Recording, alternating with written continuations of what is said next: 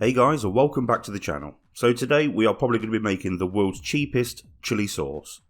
Went down to my local supermarket, found a load of chilies for £1 each. Could not believe my eyes. So I thought, well, I've got to pick those up. And then obviously when I got them home, I was ended up with 50,000 million chilies. So I've actually got 750 grams of chilies here. So what we're going to do in today's recipe, we are going to be making a fermented hot sauce. So what fermenting is obviously you're going to sit it in a salt brine, you're going to leave it for a period of time, and what it will do is it basically ferments itself and changes the flavour of the chili sauce. Most of the top end branded chili sauces that you get in the supermarket, quite a few of those are lacto fermented. So what basically I've got here is 750 grams of chilies, which obviously I've chopped up into small little pieces. Now what we need to do is make ourselves a salt brine.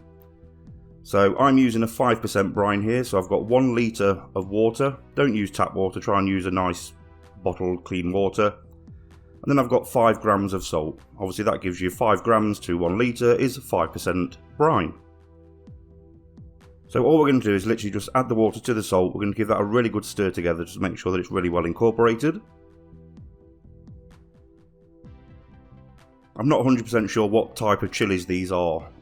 It just says on the packet that they're red chilies, it doesn't say anything anywhere else. They're not super hot, they were down as a medium heat. So this won't blow your brains out. So once you've got your chilies, just put them into a jar and then you're going to cover them with this liquid brine. Now what I didn't show you in this video is that when you put the brine in, the chilies start to float to the top. What you want to do is try and get some form of weight just to weight them down, because you don't want any chilies exposed to the air.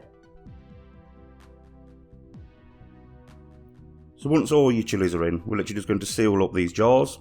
Now, when they start fermenting, you will see some bubbles that start coming up. So it's really important that you do something called burping.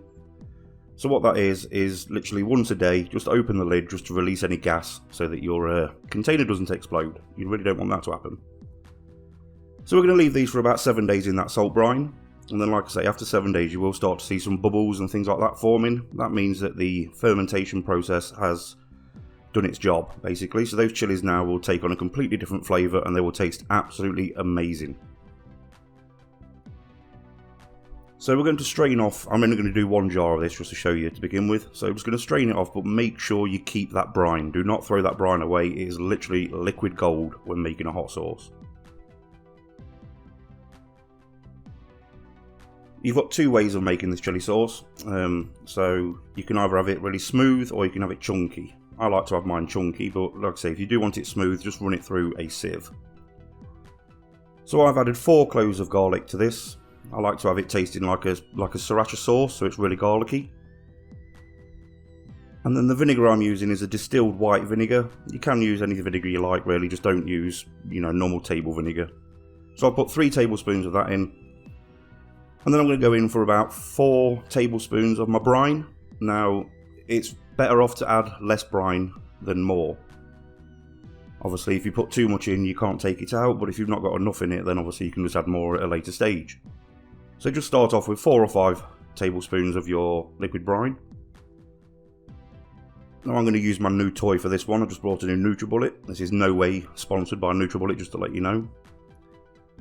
And then we're going to give that a really good blend together. Like I say, I like to go for the nice rustic chili sauce, so I leave mine with all the bits and pulp in it, and I just think that tastes absolutely amazing.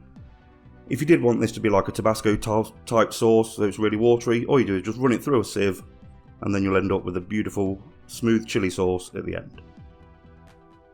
And that really is it, guys. You've got to give it a go. Like I say, I wouldn't normally do videos like this, but because I had the chilies, I thought it'd be a waste just to throw them in the bin, so this is how you make a perfect, rustic, homemade chili sauce.